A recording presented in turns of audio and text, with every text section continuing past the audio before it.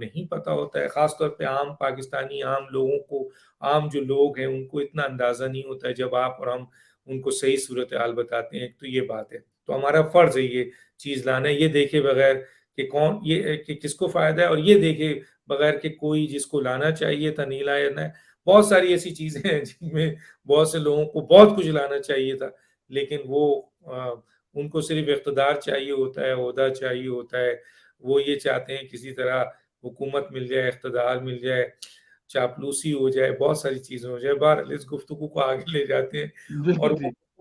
वो गुफ्तगू ये है कि जो आपने एहसन बोन साहब के हवाले से बात की है, वो जो है एक पिटीशन ले जा रहे हैं, सुना है मैंने जी। कि तायात नाअहली ख़त्म की जाए, ठीक है ना? तो वो उनका क्या पॉइंट ऑफ व्यू है मुझे नहीं, इसके बारे में नहीं पता। लेकिन मैंने इस सिलसिले में तायात नाअहली के ऊपर काम किया और रिसर्च किया, कानूनी किताब को देखा, जजमेंट को देखा, और बहुत सारे पाकिस्तान के जो बड़े कॉन्स्टिट्यूशनल लॉयर हैं उनसे पूछा, इवन हुकूमती कॉन्स्टिट्यूशनल लॉयर से भी मैंने बात की। तो उसके बाद जो मेरे सामने आई है कि तायात नाअहली के ऊपर अब दो चीज मैंने दी है, दो वीलॉग दिया है। और आज तो मैंने एक बहुत ही अहम पॉइंट रेस किया है, और वो एज ए तालिब इल्म लॉ के मैंने इसके ऊपर रिसर्च करके ये सवाल उठाया है, जो मैं भी आपको बताऊंगा। लेकिन उससे जी। पहले मैं बता दूं कि तायात नाअहली के ऊपर मैंने चार अहम पॉइंट्स जो है ना वो रिसर्च करके निकाला था। और उनमें चार में ये है कि क्या तायात नाअहली, खास तौर पे नवाज शरीफ साहब के हवाले से, कि उनकी तायात नाअहली खत्म हो सकती है, हालांकि उन्होंने अपील भी की और अपील में भी उनकी जो है वो रिजेक्ट हो गई थी। तो ये खत्म हो सकता है क्योंकि सुप्रीम कोर्ट का ऑर्डर है, और फिर सुप्रीम कोर्ट की रिव्यू बेंच ने भी उसको जो है वो खत्म कर दिया है। तो मैंने इसकी दलाइल के साथ, जजमेंट के साथ और कानूनी नुकात के साथ ये बात वाजे की। डिटेल में नहीं जाता हूँ, सिर्फ इतना बता देता हूँ कि चार केस है, चार तरीके से मियां नवाज शरीफ साहब की तायात नाअहली खत्म हो सकती है, जो कानून जजमेंट कह रहा है। और वो ये है कि मैं नहीं कह रहा हूँ, कानून और जजमेंट कह रहा है, सुप्रीम कोर्ट की जजमेंट कह रही है, कानून कह रहा है, आइन कह रहा है। एक तो ये है कि पार्लियामेंट जो है ना वो जो है वो अपना कानून साजी करता है और वो खत्म कर सकता है, उसको इख्तियार है। दूसरा है ऑर्डिनेंस के जरिए, सदारती ऑर्डिनेंस के जरिए जो है वो ये खत्म किया जा सकता है। बाकी जो दो केस है उसमें एक सुप्रीम कोर्ट की जजमेंट है 2003 की, उसमें जस्टिस सईदुज़्ज़मा सिद्दीकी साहब एक बेंच के चीफ जस्टिस थे वो जमाने में और सरबराह थे। उन्होंने एक केस था fact of Belarus, fact of Belarus का केस था ये। इसमें उन्होंने उनकी अपील को जो है वो रिग्रेट कर दिया, खत्म कर दिया। उसके बाद जब ये रिग्रेट कर दिया उन्होंने, तो उसके बाद ये केस दोबारा एक चीफ जस्टिस थे शेख रियाज अहमद, जी। जो कि सुप्रीम कोर्ट के जज चीफ जस्टिस थे, उनके साथ बेंच में एक साहब थे, डॉक्टर ये आपके इफ्तिखार चौधरी इफ्तिखार साहब थे, और एक और काजी करके कुछ नाम था। ये बेंच थी, इसमें उन्होंने जो है वो अपील रिजेक्ट होने के बाद जो है वो केस डाला, और उसके बाद उन्होंने जस्टिस सईदुज़्ज़मा सिद्दीकी के उस फैसले को सेटिसाइड कर दिया, यानी दूसरे बेंच ने वो चीज बहाल कर दी। तो इसका मतलब ये है कि अगर आपकी अपील को खत्म किया गया है तो दोबारा आपको सुप्रीम कोर्ट जो है वो बेंच रिलीफ दे सकती है। तो ये जो कोई लोग कहते हैं कि जनाब अब तो इनके पास मौका ही नहीं है, सुप्रीम कोर्ट इस पे अब कुछ नहीं कर सकती, तो मैंने आपको एक केस और प्रेसिडेंस है, जब प्रेसिडेंस मौजूद है तो फिर इसका मतलब है कि केस जिंदा है, सुप्रीम कोर्ट या फिर वो गलत है उसको आप खत्म कर दें। चौथी जो पॉइंट है वो तो बहुत ही आसान है, और वो ये है कि एक एग्जीक्यूटिव ऑर्डर से तायात नाअहली खत्म हो सकती है। और उसकी मिसाल मैंने ये दी थी कि चौधरी इफ्तिखार साहब को सुप्रीम कोर्ट के जो चीफ जस्टिस थे उनको हटा दिया गया था। हम्म। उनको जब हटाया गया था तो फिर उन्होंने सुप्रीम कोर्ट में अपील कर दी थी। जब उन्होंने अपील की थी तो वो भी उनकी उस अपील को रिग्रेट कर दिया गया था, गोया उनकी अपील भी रिग्रेट, उनकी जो उनके खिलाफ ऑर्डर आया था, उनको सजा दी गई थी। सजा क्या थी उनकी? वो उनको निकाल दिया गया था। तो सजा के ऊपर बात होती है, और सजा क्या है इसके ऊपर बात नहीं है कि होती है टेक्निकली। तो चौधरी इफ्तिखार के केस में जो रिव्यू हुई, या जो आपके सुप्रीम कोर्ट के सामने अपील गई, तो एक दफा निकालने के बाद जब अपील गई तो दूसरी दफा भी उनको निकाल दिया गया। उसके बाद एक वकला की तहरीक शुरू हुई, और वकला की तहरीक में पॉलिटिकल सियासी जमातों ने, आपको याद होगा कि मियां नवाज शरीफ साहब निकले थे, और फिर ये इस्लामाबाद पहुंचे नहीं थे, तो वो चौधरी इफ्तिखार साहब को एक एग्जीक्यूटिव ऑर्डर के जरिए, प्राइम मिनिस्टर के ऑर्डर के जरिए, मेरा ख्याल है उस जमाने में शायद यूसुफ रजा गिलानी प्राइम मिनिस्टर थे, उन्होंने वो ऑर्डर जारी किया था कि जी, आपको याद है पार्लियामेंट में उन्होंने ऐलान किया था, जी जी। और उसके बाद एक एग्जीक्यूटिव ऑर्डर जारी हुआ। उनकी वो सजा जो सुप्रीम कोर्ट ने पहले सजा दी, यानी उनको बर्खास्त किया, और फिर जब वो अपील में गए वो खत्म कर दिया, तो उसके बाद उनको सिर्फ एक एग्जीक्यूटिव ऑर्डर से उनकी सजा खत्म कर दी। तो ये तो मामूली सा तायात नाअहली का केस है। और वल तो इसके ऊपर मैं बताऊंगा दूसरा पॉइंट जो तायात नाअहली का है। तो ये एक एग्जीक्यूटिव ऑर्डर, कोई भी वजीर आजम जो है वो ये ऐलान कर देगा, एक नोटिफिकेशन निकाल देगा कि नवाज शरीफ साहब की, जहांगीर तरीन साहब की तायात नाअहली खत्म, तो खत्म। क्यों? क्योंकि इसका भी प्रेसिडेंस मौजूद है। ठीक है, बिल्कुल। ये भी हुआ है इस मुल्क में। जब हुआ है तो इसका मतलब है कि ये भी हो सकता है। ये एक तरीकेकार होता है सुप्रीम कोर्ट केस में। प्रेसिडेंस बहुत इंपॉर्टेंट, बल्कि अपने मुल्क में है ये तो। लोग तो इंडिया और दूसरे मुल्क का हवाला दे के फैसले लेते हैं।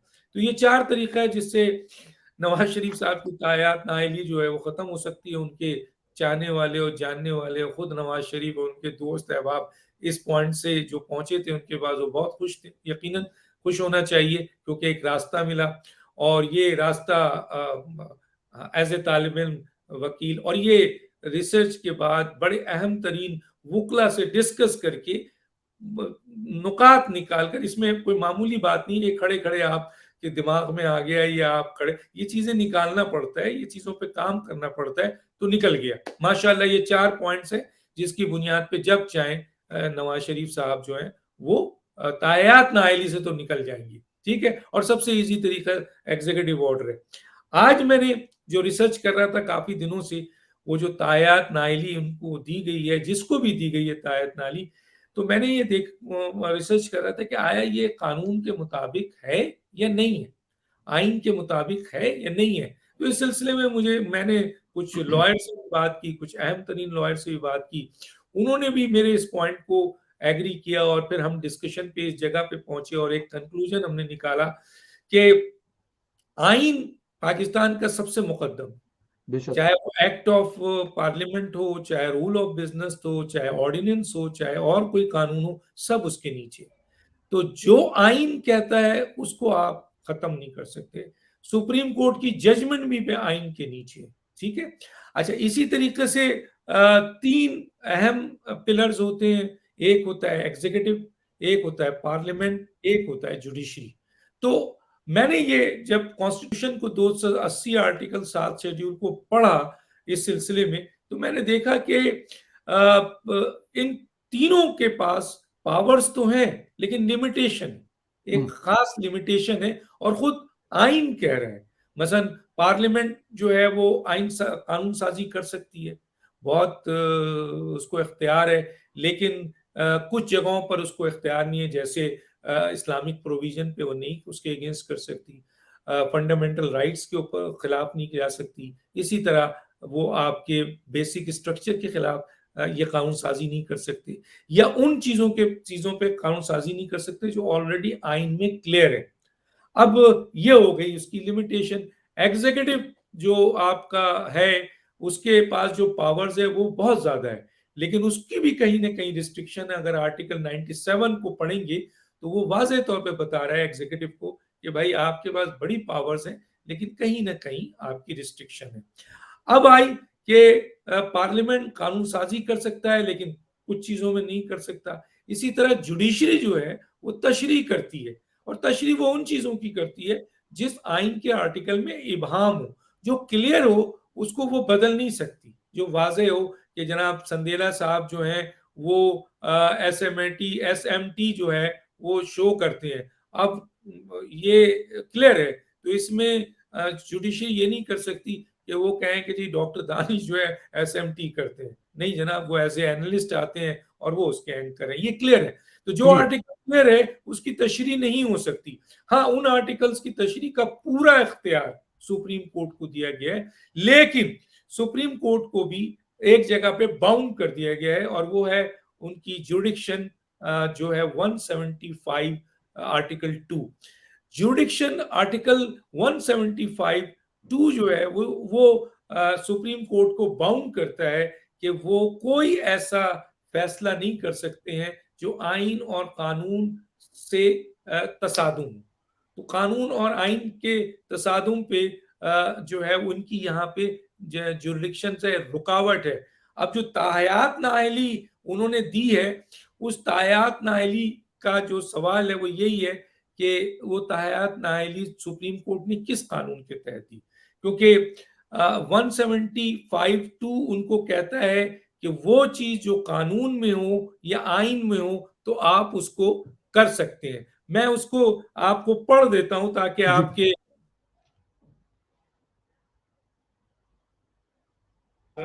दो लफ्ज है, मैं जी उसको आप सामने पढ़ देता हूं। और वो ये है, इनका क्या कहते हैं आपके अदालत का, कि मैं आपको बता देता हूं, उर्दू में पढ़ दूं या इंग्लिश में पढ़ दूं, बहरहाल ये आपको मैं उर्दू में पढ़ दे तो अच्छा है, ताकि पढ़ देता हूं जनाब, ताकि लोग हो।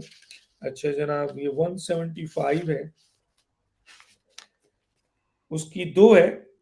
175 का है अदालतों का क़याम और इख्तियार समात, उसका बेसिक है। उसका दो है, किसी अदालत को ये इख्तियार समात हासिल नहीं होगा मा सवाए उसके कि जो दस्तूर की रूह से, दस्तूर यानी आइन की रूह से या कानून की रूह से या उसके तहत उसे तजवीज किया गया या किया जाएगा, इसके अलावा सुप्रीम कोर्ट कुछ नहीं कर सकती। तो जब ये रिस्ट्रिक्शन है, जो उर्दू में मैंने पढ़ दिया, इंग्लिश में कहे तो वो भी पढ़ दूंगा, वैसे मैंने अपने वीलॉग में सब जी दिया जी हुआ है अभी जो देखा है इशू। मैंने।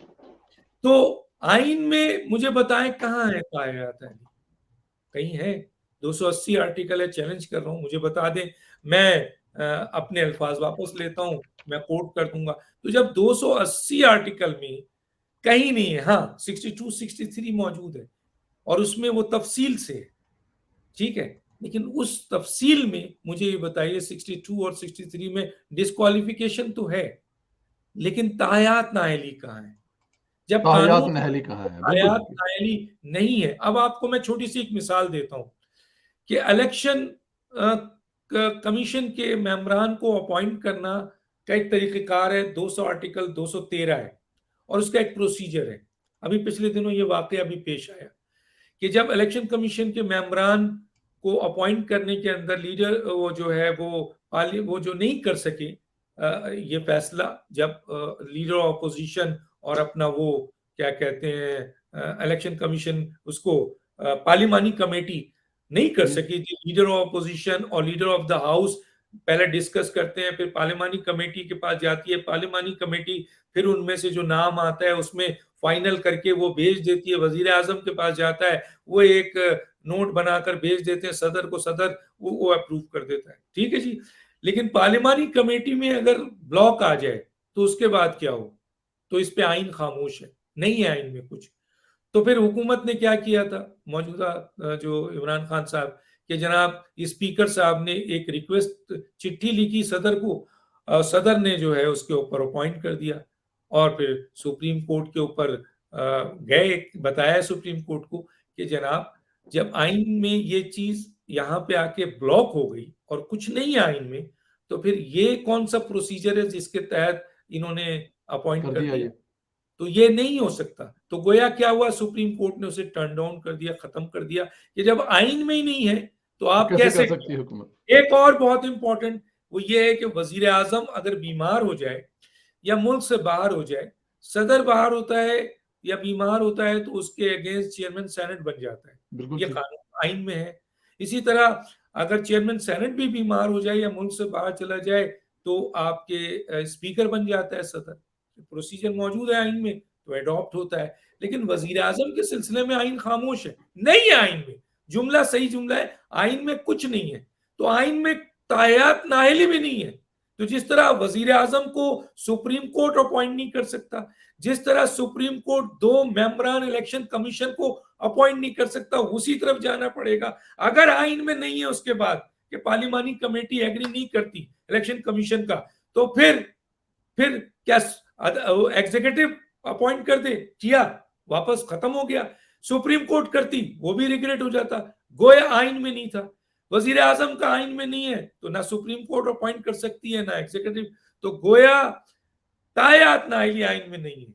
आइन में नहीं है। 62-63 के तहत जो बंदा नाअहल होता है उसको ताहयात नाअहल नहीं किया जा सकता। नहीं है ही नहीं सुप्रीम कोर्ट के पास, जो मैं समझाऊं जितना एज ए तालिब इल्म, कि उन्होंने आर्टिकल 175 जो उनको बाउंड किया गया है उससे उन्होंने तजावुज किया है। उसमें सुप्रीम कोर्ट के उस वक्त जो जज थे उन्होंने ये फैसला दिया है। मैं तो रिक्वेस्ट कर रहा हूं सबसे, बड़े बड़े, मैंने अभी रशीद रिजवी साहब जो जज भी रहे हैं, वकील भी हैं, उनसे बात की, सुन रहे होंगे वो। मैंने कहा सर मुझे बताइए कि क्या ये जो मैंने पॉइंट उठाया है सही है? उन्होंने कहा 2000% बिल्कुल सही है। बल्कि उन्होंने हवाला दिया कि अनवर जहीर जमाली जब कोई चीफ जस्टिस थे उस जमाने में इन्होंने यही पॉइंट रेस किया था, लेकिन वो पेंडिंग हो गया था। इरफान कादिर साहब से मैंने पूछा, उन्होंने कहा बिल्कुल आपने सही पूछा। इसी तरह और, तो कहने का मतलब है कि सबने तो मुझे ये कहा कि आप कानूनी और आईनी तौर पर बिल्कुल सही है। और अगर किसी ने ये फैसला कहता है, मैंने गवर्नमेंट के एक साहब से बात की, 2 साहब से, तो वो उलझ पड़े मुझे। मैंने कहा सर मैं झगड़े में नहीं जाना चाहता, लड़ने की जरूरत नहीं है, मैं तालिब इल्म हूं, मुझे गाइड कर दें कि क्या ये फैसला आइन और कानून के मुताबिक है। अगर आइन और कानून के मुताबिक है तो वो कानूनी शिक मुझे दे दें, वो आईनी शिक दे दें, जिसके तहत सुप्रीम कोर्ट आर्टिकल 175 के 2 से तजाविज करके ये ऑर्डर कर सकती है। उस पर वो देने को राजी नहीं थे, उस पर वो कह रहे थे बस बस रहने दीजिए। मैंने कहा सर किसको फायदा होता है, किसको नुकसान होता है, आप क्यों उलझ रहे हैं?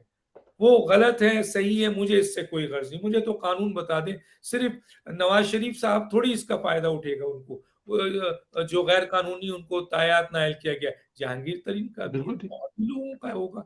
सबको कल किसी और को तायात नायली कर दिया जाए, उसको फायदा होगा। मैं तो एक कानून की तालिब इल्म की हैसियत से पूछ रहा हूं। तो अब तक तो भाई मुझे किसी ने जवाब नहीं दिया। तो आ जाए बड़े से बड़े कानूनी माहिरीन, वो बता दें। लेकिन जो जज भी रहा है, जो कानूनी माहिरीन भी है, जो कॉन्स्टिट्यूशनल लॉयर है, जो बड़े बड़े लॉयर हैं पाकिस्तान के, जितनों से बात की है, उन्होंने कहा बिल्कुल ये इस्तेहकाक सुप्रीम कोर्ट का नहीं है। उन्होंने 175 टू सुप्रीम कोर्ट की जुरिडिक्शन है, लिमिटेशन है, उससे आगे वो नहीं जा सकती।